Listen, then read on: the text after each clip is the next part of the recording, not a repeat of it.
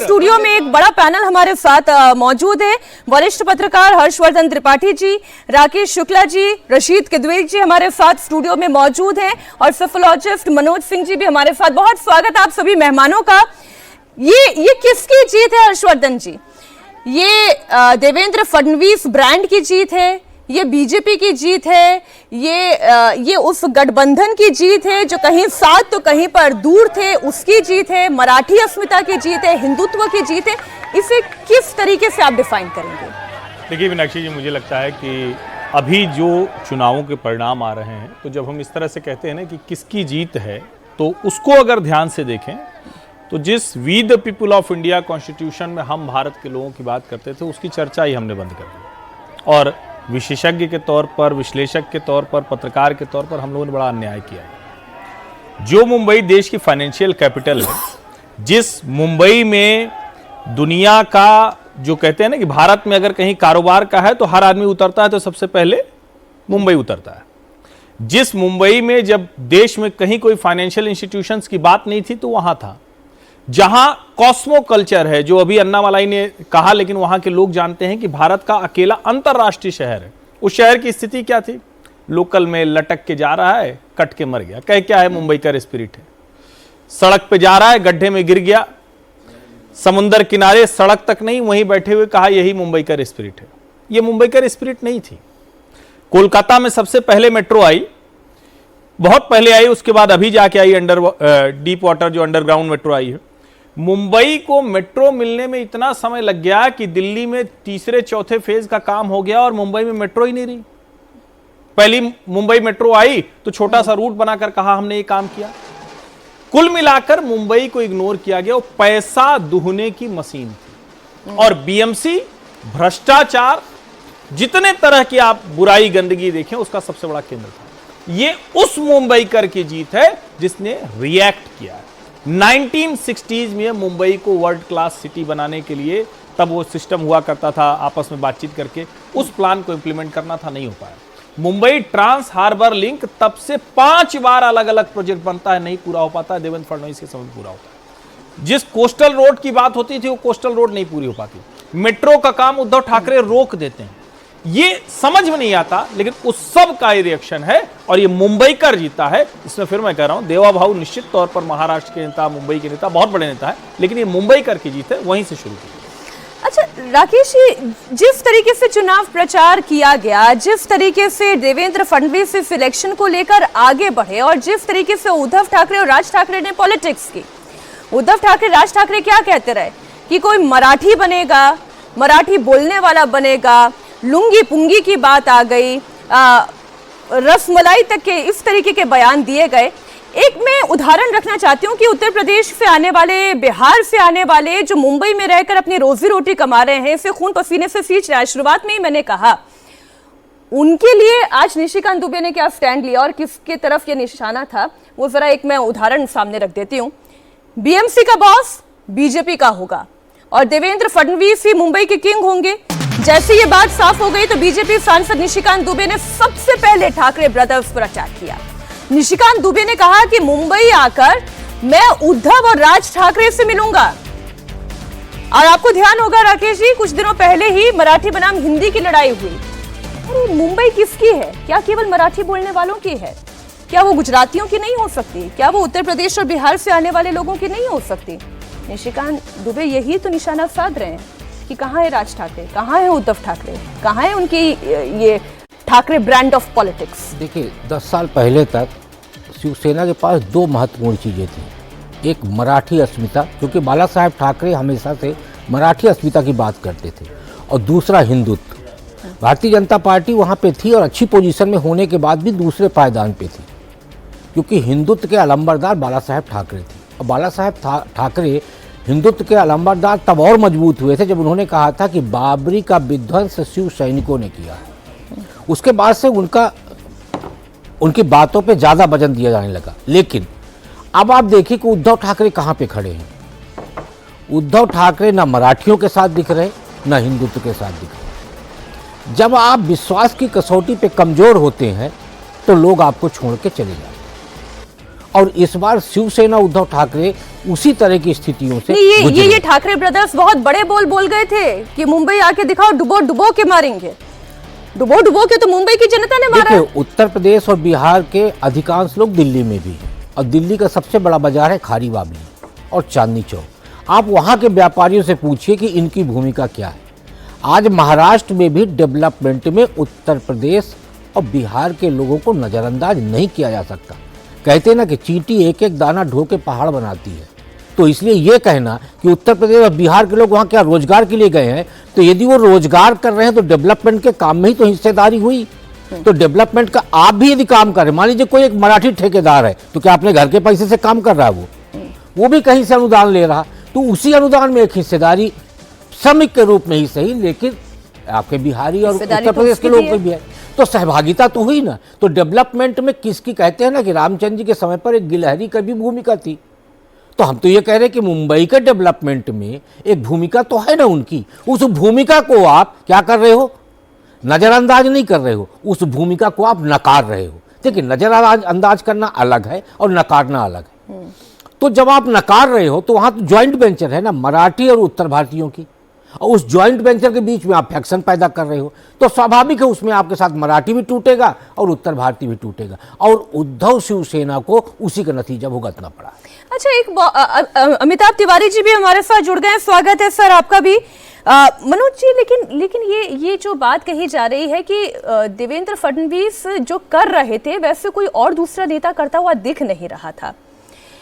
वो गलियों तक पहुंचे हैं, वो जहां से बाइक तक पहुंच सकते थे वो वैसे पहुंचे, वो जहां मंच से प्रचार कर सकते थे उन्होंने वो किया।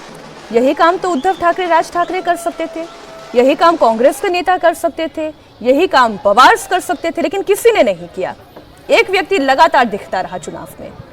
देखिए मीनाक्षी जी, जब चुनाव व्यक्ति जीतता है तो उसका नेता का तारीफ होता है, और देवेंद्र जी इसके लिए तारीफ के काबिल भी हैं। जिस तरीके से विरोधाभास के विरुद्ध उन्होंने शिंदे के साथ तालमेल बनाकर इस चुनाव को आगे बढ़ाया, उसकी भी प्रशंसा करनी चाहिए कि बहुत सारे उनके आपसी झगड़े थे और उस पर भी उन्होंने अमल किया। चुनाव जातियों के आधार पर होता है, डेवलपमेंट के आधार पर कभी भी नहीं होता। मैं बार बार बोलता हूँ, एम्प्लॉयमेंट के नाम 100% चलता। और देखिए, बीजेपी यहाँ जीती है, उसने क्या किया कि पहले क्या था, 2017 की बात बता रहे हैं, जब लास्ट बीएमसी का चुनाव हुआ था तो 150 या 60 सीटें थी जहां मराठी जीत कर आए थे। और वो जीत कर कैसे आए थे कि वहां नॉर्थ के माने उत्तरी भारतीय और बम्बे के जो मराठी हैं वो दोनों मिलकर इस सीट को जीत कर लाए थे। इस बार इसी चीज को बनाने के लिए जो दिखाना था, अभी इस बार जो एकनाथ शिंदे अपने आप को स्थापित किए हैं उस पे कि हमारे पास मराठी वोटर हैं, और वो ये बड़ा चीज है। क्योंकि इस बार के चुनाव में 2-3 लोगों का बहुत बड़ी परीक्षा थी। एक थी एकनाथ शिंदे की थी, ऊपर से आप अजित पवार जी का ले लीजिए, उनकी भी एक परीक्षा थी, और राज ठाकरे का नासिक को लेकर ले लीजिए। लेकिन इसमें सबसे बड़ा विनर कोई निकल के आया तो एकनाथ शिंदे आए, और वो क्यों जीत, हाँ इसलिए जीत के आए। मराठियों के बारे में बात बोलो, पार्टियों के बारे में बात नहीं बोले, मराठियों के बीच में एक अच्छा लीडर होकर आए। इसलिए होकर आए कि मुंबई में आप देखिए कि रिजल्ट किस तरीके से आया है। नासिक, जहां पे राज ठाकरे का एक वर्चस्व की तरह चलता है, और वहां पे बहुत सारे बाजार ऐसे हैं जहां पे उनका कब्जा रहता है, वो लिखे। पूना का ऐतिहासिक रिजल्ट आ रहा है, एक तरफा रिजल्ट एक तरफा है। तो ये सब चीजें दर्शा रहा है कि मराठी और इस बार उत्तर भारतीय लोग, दोनों लोग मिलकर किस तरीके से शिवसेना जो उद्धव ठाकरे की थी उनको जवाब देने की कोशिश कर रहे हैं। तो जातीय भारतीय राजनीति से आप अलग नहीं कर सकती हैं, न उनकी सोच को कर सकती है, न भाषा को कर सकती है, लेकिन उनके साथ तालमेल बनाकर आप राजनीति कर सकते हैं। यदि महाराष्ट्र बम्बे की चुनाव में अधिक कांग्रेस अलग होकर नहीं खड़ी होती तो शायद इतना बड़ा रिजल्ट भी नहीं आता। उसने क्या किया कि करीब 37 सीटें ऐसी थी, 37-38 सीटें जहां मुस्लिम बहुल सीटें थी, और वहां पे मुस्लिम वोटों का बंटवारा हुआ। तो दो जातियां एक साथ, माने दो समुदाय एक साथ आ गए, ऐसा नहीं हुआ। वहां पे वोटों का बिखराव हुआ अल्पसंख्यकों का, और मराठियों और उत्तर भारतीयों का वोट एक साथ आया, और उसका माने तालमेल का जो था, जो देवेंद्र फडणवीस ने बनाया। आप जिस तालमेल की बात कर रहे हैं तो फिर ये तालमेल पिंपरी चिंचवाड़ में क्यों नहीं काम किया रशीद जी? ये वहां तो चाचा भतीजा एक भी हो गए, लेकिन ऐसा लगा जैसे पवार पॉलिटिक्स को पूरी तरह फिनिश कर दिया जनता ने। जी बिल्कुल, देखिए, और वो भी चाचा भतीजे उसमें है कि वो भतीजा जो है वह मंत्री रहा, उसने ऐसा नहीं है कि मुख्यमंत्री का पद छोड़ दिया हो। तो देखिए जनता जो है, बार बार कहते हैं, जनता को बहुत सारी चीज़ें समझ में आ गई। देखिए वंशवाद पार्टियों के साथ सबसे बड़ी समस्या मीनाक्षी रूट कॉज ये रहती है कि उन्हें वही एक सोच रहती है कि हमारे बाप दादा ने घी खाया था, हमारी हथेली सूंघ लो।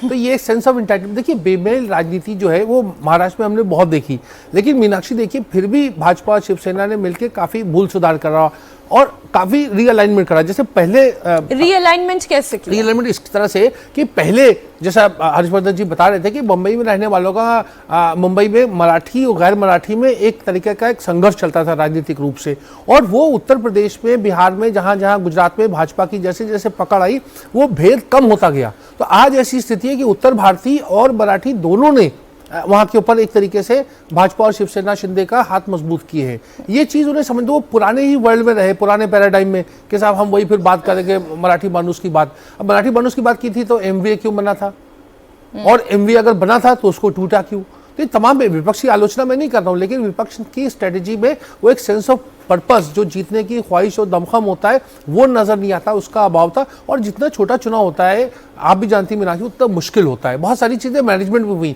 आज जीत का दिन है तो मैं सब वो इलेक्शन कमीशन और उससे जुड़ी हुई धांधलेबाजियों का जिक्र नहीं करूंगा, लेकिन उसका आपको 5 साल एक प्रोग्राम बनाना होगा। अगर कोई ऐसी चीज हो रही है तो उसको लड़ना। ये चुनाव के समय आप कहते हैं कि साहब ये तो पेन बदल दिया, इंक बदल दी, ये बदल दिया, इसको जनता नहीं स्वीकार करती। अच्छा, ये जो चर्चा चल रही है अमिताभ जी, और आपका तो लगातार इस पर सर्वे रहा, आप इस पर लगातार कमेंट्री कर ही रहे थे। ये अलायंस, चाहे हम चाचा भतीजे का कहें या फिर इधर ठाकरे ब्रदर्स का कहें, ये काम क्यों नहीं कर पाया? जो बात राशि जी कह रहे हैं कि जनता है वो समझदार है, वो सब जानती है, ये अलाइनमेंट जो है वो अब काम नहीं करेगा महाराष्ट्र की पॉलिटिक्स में। अलायंसेस का अलग अलग कारण है क्यों नहीं चला। मान लेते हैं, सबसे पहले बात करते हैं पवार परिवार की। तो पुणे और पिंपरी चिंचवड़ में बीजेपी ने पवार से ये 2017 में छीनी थी ये म्युनिसिपल कॉरपोरेशन। 2024 के चुनाव में अजित पवार बीजेपी के साथ लड़े।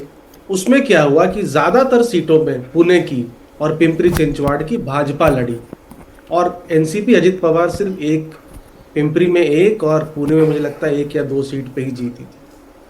तो ऑलरेडी एनसीपी अजित पवार ने पुणे और पिंपरी चिंचवड़ का जो स्पेस था इस अलायंस में आकर के सीड कर दिया था भाजपा को।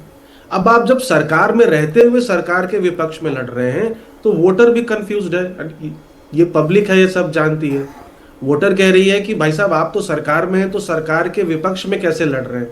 तो क्लियरली उसका बेनिफिट उनको नहीं मिला, है ना। और जब ठाकरे ब्रदर्स की बात हो रही है तो एक तो क्या मुझे लगता है कि बड़ा मिसकंसेप्शन है कि ठाकरे ब्रदर्स का या शिवसेना का वर्चस्व रहा है हमेशा बीएमसी में रहा है, लेकिन वो भाजपा के सपोर्ट से रहा है। कभी भी शिवसेना को आज तक सिंपल मेजॉरिटी अपने बलबूते पे नहीं मिली है बीएमसी में। उनका हाईएस्ट एक बार 103 सीट था, नहीं तो 75, 80, 85 सीटें उनको आती थी, 30-35 सीटें भाजपा लाती थी। अब एक नेचुरल अलायंस था, मराठी मानुस का वोट शिवसेना को और गैर मराठी समाज का वोट, एक सेक्शन ऑफ वोट मिलता था भाजपा को। अब जब अलायंस टूट गया 2014 में पहली बार, 17 में, तो आपने देखा कि शिवसेना जहां थी वहीं रही, लेकिन भाजपा आ गई 82 पे, 35 से 82 पे पहुंच गई। अब क्योंकि मराठी मानुष की पॉपुलेशन वहां पे ऑलरेडी डिक्लाइन हो रही है, 60% गैर मराठी मानुष और मुस्लिम आबादी है, और अगर आप इस तरह के बयान देंगे साउथ इंडियंस के खिलाफ, नॉर्थ इंडियंस के खिलाफ, गुजराती समाज के खिलाफ, तो ये 40% वोट आपको कैसे मिलेगा? पहली बात वो। दूसरी बात वो कि ये अर्बन चुनाव है, अर्बन पॉपुलेशन है, मिडिल क्लास एस्पिरेशनल यूथ यहाँ पर रहता है, वहां पर विकास, बेरोजगारी, डेवलपमेंट, इंफ्रास्ट्रक्चर, इसकी बात चलती है। तो Devendra Fadnavis is many facets into one personality. वो एक जगह पे हिंदुत्व का भी एक तरह से आप कह सकते हैं उसकी भी मशाल लेके चल रहे हैं, दूसरे जगह पे एक विकास पुरुष हैं, बीएमसी को एक सीईओ की तरह मैनेज करते हैं, और स्लम्स एरिया में जो लोग रहते हैं उसमें भी बहुत काम हुआ है, बेनिफिशियरीज जो हैं, लाडली बहन हो या बाकी स्कीमों के। तो इसकी वजह से मुझे लगता है ये बीजेपी की ऐसे नंबर हमको देखने को मिले। तब तो फिर अब ये पूछना पड़ेगा हर्षवर्धन जी कि अब उद्धव ठाकरे का क्या होगा, क्योंकि आज सुबह से जब ये एनालिसिस चल रहा था तो हमारे संवाददाता निर्णय हमारे सहयोगी ये कह रहे थे कि कई लोगों का तो ये तक मानना है कि दोनों ठाकरे के साथ आ जाने से नुकसान हुआ है उद्धव ठाकरे का भी।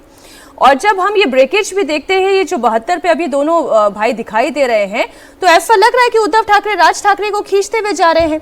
पहले तो जो अलायंस सोच के उन्होंने किया था उसका फायदा मिला नहीं, जो वहां पे लोगों की राय है। और दूसरा ये कि अब उद्धव ठाकरे आगे करेंगे क्या?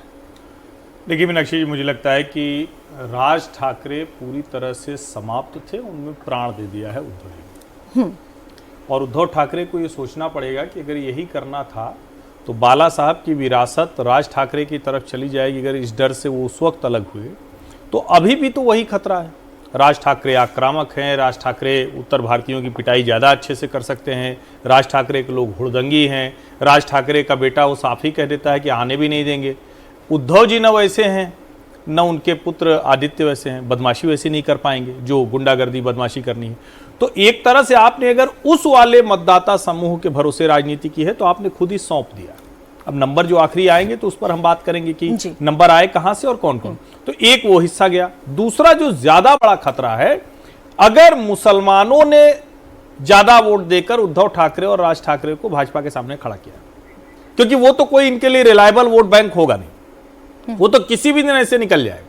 तो इसका मतलब यह है कि आपको जो बची खुची इस ठाकरे ब्रांड की ताकत दिख रही है उसका भी आधार नहीं है, क्योंकि दोनों ही खिसकता हुआ दिख रहा है। राज ठाकरे को आपने जरूर ऐसा बना दिया कि कुछ वर्षों के लिए फिर उनकी जो कहें कि थोड़ा दादागिरी, थोड़ी गुंडागर्दी, कुछ लोगों से वसूली, कुछ सिनेमा वालों को डांटना, कुछ बिल्डर को डांटना, ये सब काम बढ़िया हो जाएगा, मतलब माहौल बढ़िया दुरुस्त हो जाएगा राजनीतिक तौर पर। क्योंकि अगर राज ठाकरे को राजनीतिक तौर पर कोई बढ़ने की स्थिति होती तो हम पहले देख रहे होते। वो स्थिति है नहीं, जिसको कहते हैं ना कि इतना कोई पोटेंशियल नहीं है उनके अंदर। अच्छा, एक तस्वीर आई है और एक जानकारी है, फिर हम दर्शकों को दे दें। सीएम देवेंद्र फडणवीस ने जीत के बाद अमित साटम से फोन पर बात की है और ये तस्वीरें हैं। हालांकि जब से ये रुझान आने शुरू हुए और फिर जब ये नतीजे में तब्दील होने शुरू हुए, उसके बाद से ये इंतजार किया जा रहा था कि देवेंद्र फडणवीस अपना रिएक्शन क्या देंगे, अपनी जीत कैसे डेडिकेट करेंगे। लेकिन एक ये जो पहला वीडियो जो आया है वो आप देखें।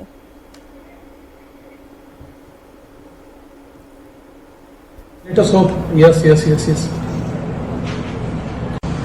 माननीय अध्यक्ष महोदय रवींद्र चव्हाण, अमित खूप अभिनंदन, खूप डायरेक्ट चांगलं झालं। आता काही चिंता करायचं कारण नाही, फार सुंदर केलं तुम्ही, फार तुमचं अभिनंदन आहे। आता आपण बस एकदम जबरदस्त आहे त्याच्यात, म्हणजे लेटेस्ट होप यस माननीय अध्यक्ष महोदय रवींद्र चव्हाण साहेब, अभिनंदन तुमचं, फार तुमच्या नेतृत्वामध्ये संपूर्ण महाराष्ट्रात मिळालेला जो विजय आहे तो नेत्रदीपक अशा प्रकारचा विजय आहे, त्यामुळे तुम्हाला तुमचं मनापासून अभिनंदन। यस आता तुम्ही कुठे आहात सध्या? प्रदेश भाजपला ना? हो यस येतो तिकडे आम्ही थोडे।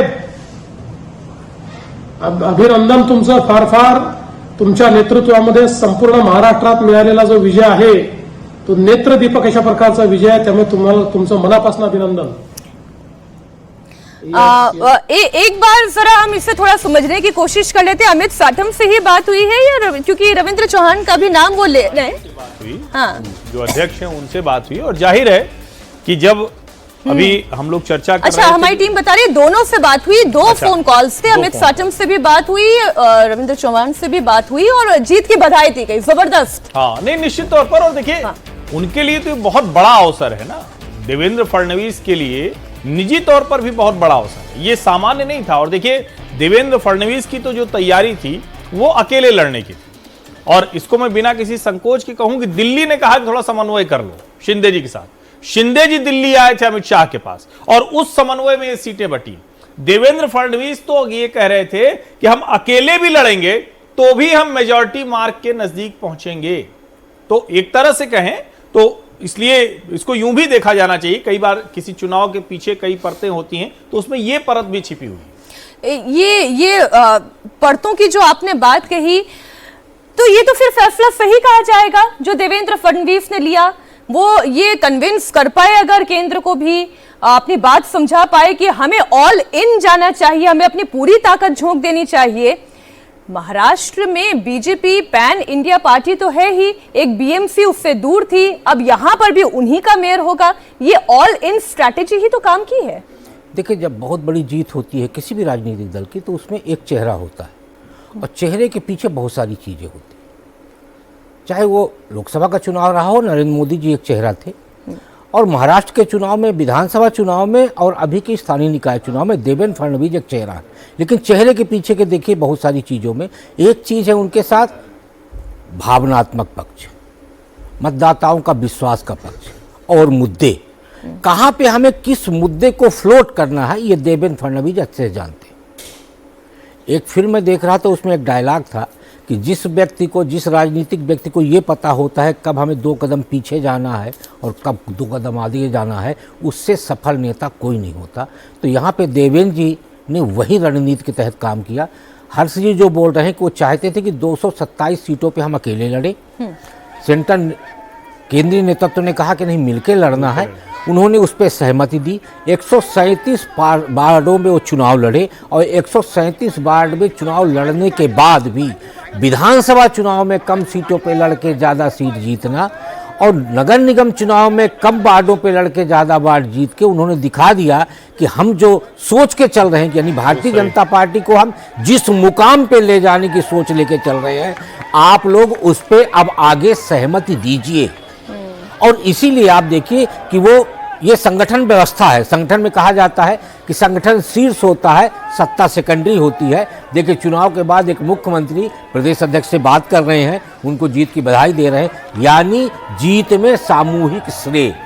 ये एक नमूना था जो देवेंद्र जी की बातचीत आपने दिखाया। एक बार जरा आप ये टैली जरूर देखें, और ये टैली बता रही है कि किस तरीके से, जो आपने कहा कि समन्वय काम हुआ, किस तरीके से मुद्दों ने काम किया।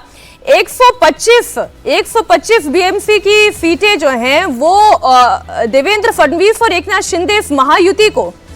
अब इधर पनवेल में आप देखें, यहां पर भी आपको लगेगा कि बीजेपी और उसके अलायंस पार्टनर्स ने क्लीन स्वीप कर दिया। आप पनवेल के अलावा सांगली देखें, सांगली में बीजेपी 37 सीट 78 में से। आप नवी मुंबई की तस्वीर देखें, नवी मुंबई में आपको यही तस्वीर दिखाई देगी, क्लीन स्वीप दिखाई देगा। ये महाराष्ट्र की जनता बता रही है कि उसके लिए इंपॉर्टेंट क्या है। लेकिन इसमें ये आपने जैसे जाति की बात की मनोज जी, हिंदुत्व वाला कार्ड भी तो है। हाँ। हिंदुत्व वाला कार्ड भी काम कराता है। ओवैसी ने जो पोलराइजेशन करने की कोशिश की, उन्होंने बुर्का, हिजाब, मेयर बनेगा तो बुर्के वाली बनेगी, कुरान पढ़ने वाली बनेगी, इन तमाम बातों की वजह से क्या काउंटर पोलराइजेशन नहीं हुआ? नहीं हुआ। मैंने क्या बोला कि मुद्दे बहुत होते हैं चुनाव में, जहां पे एक एक कर वो सारी चीजें होती। अब जैसे आपने पनवेल का बताया, जहां पे एक स्वीप है, यहाँ पे पनवेल में आप जाएंगी तो देखेंगी कि उत्तर भारतीय अब ज्यादा है और वहां पे तड़का लगा है बीजेपी को। देखे कितना अच्छा परफॉर्मेंस है, 52। उसी तरह से आप जाइए नवी भूमि में, वहां दोनों है, मराठी और वो दोनों है, और दोनों का देखिए सामंजस्य बना है। तो ये क्या हुआ? अभी मेरा मानना है, चूंकि मैं उस क्षेत्र में काम करता हूं, कि अभी हमारे लिए महाराष्ट्र अकेले चुनाव लड़ने के स्थिति में हम नहीं है। यही कारण है कि हम एकनाथ शिंदे को ढो रहे हैं।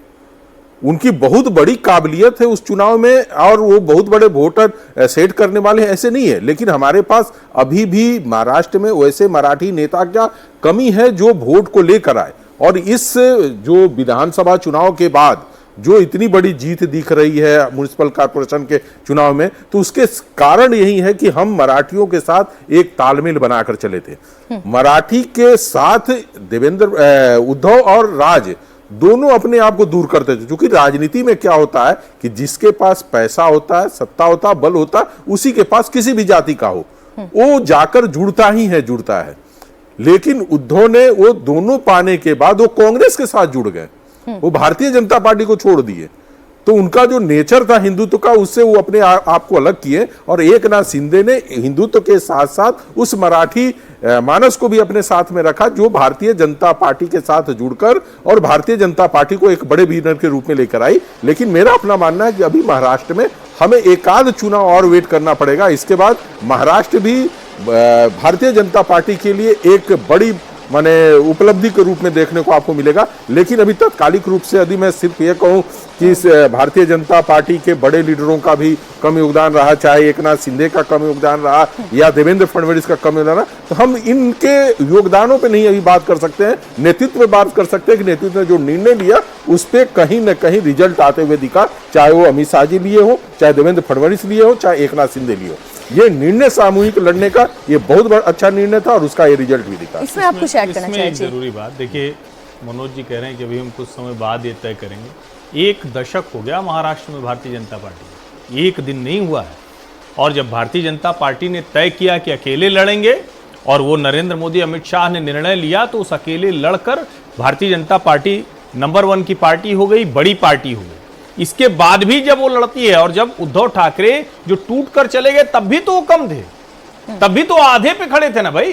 तो भारतीय जनता पार्टी की मजबूती के 1 दशक के बाद हम 1 दशक और प्रतीक्षा करें तो देश में 17 साल तो कुल आजाद हुआ है, तो फिर तो कितने साल बाद कहेंगे? नहीं, लेकिन मुझे लगता है ये मानना चाहिए, जिस मराठी मानुस की बात करते थे, जिस हिंदुत्व की बात करते थे, उस राजनीति को भारतीय जनता पार्टी ने आज साध लिया है, इसमें कोई बट नहीं। और देखिए, पवार साहब 5 जिलों के नेता, देश में हल्ला था कि उनसे बड़ा कोई नेता नहीं है। ठाकरे ब्रदर्स कोंकण बेल्ट के नेता, उनसे बड़ा कोई नेता नहीं। पैन महाराष्ट्र पार्टी पहले कांग्रेस थी, आज भारतीय जनता पार्टी, ये महाराष्ट्र की सच्चाई है। नहीं, एक चीज और मैं मीनाक्षी जी कहूंगा, जो हर्षवर्धन जी बोल रहे हैं, भारतीय जनता पार्टी ने महाराष्ट्र में गठबंधन धर्म निभाने की मिसाल कायम की। जब 82 पार्षद थे उसके पास, तो 84 पार्षद होने के बाद भी उन्होंने शिवसेना को कहा आप अपना मेयर बनाइए। और जब 22-24 विधायक लेके एकनाथ शिंदे जी आए, तो सारे विधायक भाजपा के होने के बाद भी कहा आप चीफ मिनिस्टर बनिए, एकनाथ शिंदे बने। तो त्याग का फल मीठा होता है और आज भारतीय जनता पार्टी वही मीठा फल चख रही है। ये एक बार हम इसकी बात कर लें कि ये जो मराठी और अमिताभ जी गैर मराठी के बीच के हम तुलना कर रहे हैं कि जैसे जैसे गैर मराठी वोट बैंक वहां पर बढ़ता चला जा रहा है, वैसे वैसे बीजेपी भी और स्ट्रांग होती जा रही है। क्या देवेंद्र फडणवीस अपने साथ मराठियों को भी गैर मराठियों को भी उतनी ही कन्वीनियंटली जोड़ पाते हैं? मराठी उनके साथ एसोसिएट तो होते ही हैं, गैर मराठियों को भी उनके अलावा और कोई ऑप्शन अभी दिखाई नहीं देता है महाराष्ट्र में।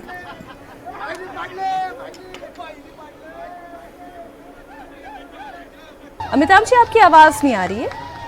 क्लियरली जो ये नैरेटिव था ठाकरे बंधुओं का कि बीजेपी गैर मराठी पार्टी है, वो जो नैरेटिव है वो क्लियरली नहीं चल पाया, क्योंकि देवेंद्र फडणवीस एक मराठी व्यक्ति है जो चीफ मिनिस्टर है। अगर वहां पर चीफ मिनिस्टर एक गैर मराठी होता तब ये नैरेटिव चलता, तो लोग इस नैरेटिव को कैसे विश्वास करें? अगर आप बीएमसी देखेंगे तो एक्सिस माई इंडिया का अगर सर्वे देखेंगे और नंबर्स लगभग बराबर ही हैं, तो 30% मराठी समाज का वोट वहां पर बीएमसी में मिल रहा है भाजपा और एकनाथ शिंदे के अलायंस को, और 49% मिल रहा है ठाकरे बंधुओं को। इतनी बड़ी जो जीत मिली 2024 के चुनाव में, वो बिना मराठी मानुस के वोट से तो मिली नहीं।